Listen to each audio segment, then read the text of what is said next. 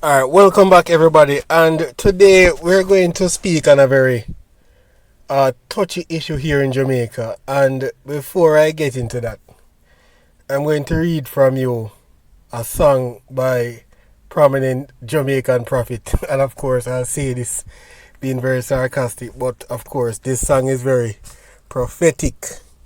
And it goes, emergency, we are suffer around here. Round here, man are dead, things tough around here. Crime scene gone up. Tall up man a go for around here, and of course tall up is gone. Mr. Man, what you doing for the gutter around here? Two party, but at the same sad song them a play.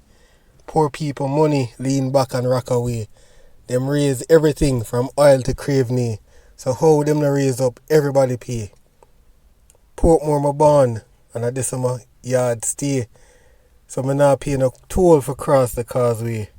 Mr. Bruce, Mr. PG, this is just a couple question from Adi, the DJ. Kingston met no AK. How gun come in a JA? Who run the wharf, the airport, the docks and the bay? And he goes on to say, everything except dead people are raised. The dead man are saying better off in the grave. All with a safe on minimum wage. When two youth go high school, two go all age. Them change them face like Nicolas Cage.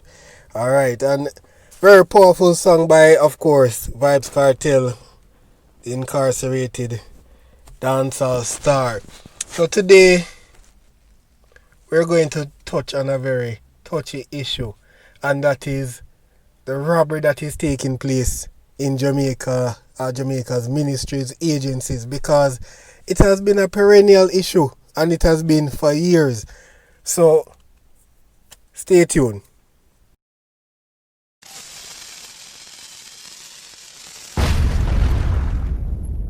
Audio Jungle.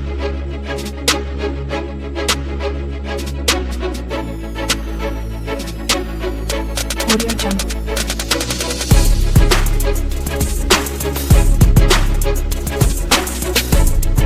Audio Jungle. So, I came home, I bought the Gleaner, and I saw an article, Billions at Risk. So I say, you know what, I'm going to check it out. And I have the paper right here. It's dated Sunday, January 17th, so you can check it out. And they are saying, and I'm going to read some parts of it. Poor decisions at dozens of government departments have exposed more than 40 billion of taxpayers' money to loss or misuse. An analysis of the last two Auditor General annual reports has shown, and the Ministry of Labour and Social Security emerging as the poster case of the cost of almost willful failure to implement corrective measures. So when you look at it, we have successive governments, both P's, JLP, PNP, who have been in control for years in this country. And Ernie Smith have a song that says, as we fight one another for the power and the glory, the kingdom goes to waste. And he's not lying. That song was done in 1972 or 1976. And the conditions have not changed. Here I am looking at this paper and I am seeing, here it says, tardiness was a constant adjective used to describe several of the alarming revelations at the Ministry of Social Security, which has served a budget of more than 36 billion in recurrent and capital funds since 2018. In another instance, transactions amounting to 173 million could not be verified because of inadequate supporting documents. And the thing that I find funny, is that no matter how these things come out, who has been held responsible? And I am not saying one party is to be blamed, both parties, because no matter how the Auditor General, no matter how many persons come out, we have never seen in my lifetime someone who has gone to prison for this or these mismanagement. Because when you look at it, it is showing us that you can steal what you want to, and there is nothing to hold you accountable, because look at this, alleged $600 million fraud. There was also a case of alleged fraud involving more than $600 million that was uncovered in 2018. Who has gone to prison for that? Other issues raised in the 2020 Auditor General's report include $10 million in overpayments under the Program of Advancement through Health and Education, a cash transfer poverty alleviation program, it's known as PAT, poor procurement highlighted in 2017 in the payments of $50 million for janitorial and security services without valid contracts. There was also the inability to proper account for $99 million in goods, tardiness in having bank reconciliation of $11 million. So when you look at it, who is going to prison for all of these travesties that has been taking place in Jamaica? And this is not just now. And I find it quite strange that both parties, when the PNP was in power, you have the same thing. No one goes to prison. When the JLP is in power, same thing. No one goes to power. And this is not a new phenomenon. So I find it quite strange that $40 billion is left to be misused or spent or transferred or whatever you want to call it, and no one has ever gone to prison. Just earlier we have the issue with former education minister, there is Ruel Reid. I can't say stealing, misappropriating some funds, and I don't know, but when you look at it, we constantly see these issues here in Jamaica, and we hear it on the ground. Every Jamaican believe that politicians are corrupt, and you can't blame them, because when you have articles like this, see there, almost every year we see something like this, and nothing has been done to stem it. I remember when I was younger, you had the Operation Pride, nothing was done. You only hear that these persons were involved, but then they got off scot-free. So I really don't know. But the sad thing, for a poor country whose prime minister is always speaking about accountability and this and that, who is to be held accountable? Because if the Auditor General can say, yes, there were some issues, there were some irregularities, who was in control of these irregularities? Why can't these persons be named? Why can't anyone go to prison? Because I know for a fact that every Jamaican was angered by the issue when the story broke out that a man, let's say, he stole some akis from the Governor General's property, and he was to be in prison for 6 months and pay a fine. Persons are like, really, 6 aki? But when you look at it, $40 billion of taxpayers' money is at the hands of persons across several ministries and agencies who are using it for whatever purposes or purpose they want to do.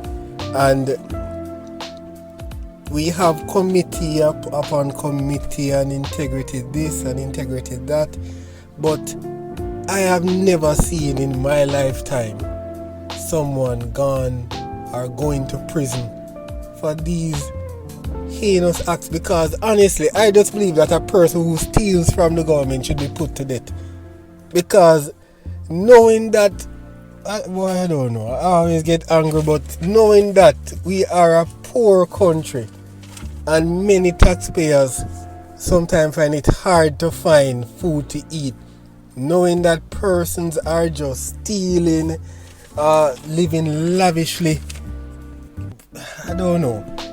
There's even a case where a car was bought by the Ministry of Finance, an Audi, I think $79 million. Nobody is driving it.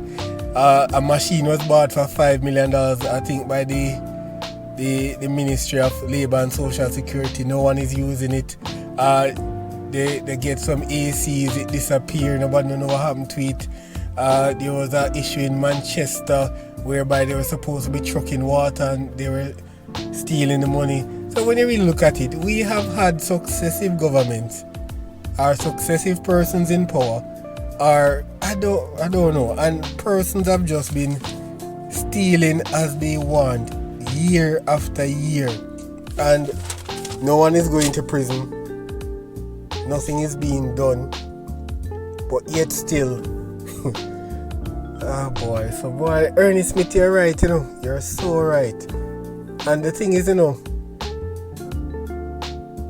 we're fighting over power, and when we're in power, nothing is done to show the people that I am different.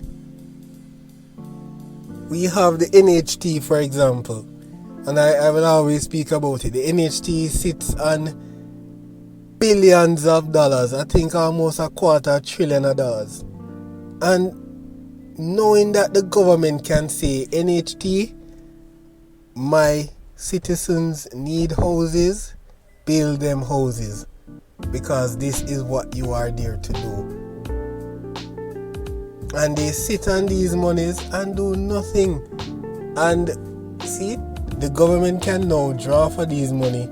Not saying that it is not needed now because of the whole issue of COVID, but that money is not being used to help. And it is quite sad to know that we have billions of dollars that should be going and doing the duty and the jobs for citizens of Jamaica, and it is being misused, stolen, and no one is being held accountable. You have issues where in Petrojam where persons were employed not having the the qualifications.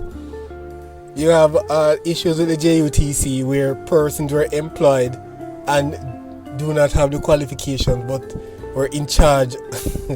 So when you really do look at it, we are in a country where seemingly we're all free. Once you're in power, you're free to do what you want to do. So I will ask you guys to read that article, Billions at Risk. It's quite a good read and it will get your blood boiling, but we need to really start pushing for the governments of Jamaica, whether it be the PNP when they are in power, the JLP. We need to start pushing them to say you need to stop this wanton corruption, because in Jamaica we just see it, so it go, politician, thief, and wicked, and it come like nothing. But we need to start holding the government, the agencies to stop, because we pay tax dollars, and to know that these monies that we pay disappear not doing the job it's supposed to be done, it is very heartrending to know that persons could have benefited from these funds, but yet still they're only benefiting the few. So I also will encourage you to listen to that song by Ernest Smith, The Power and the Glory, and trust me, it's a good listen. And until we meet again, be safe and of course be good.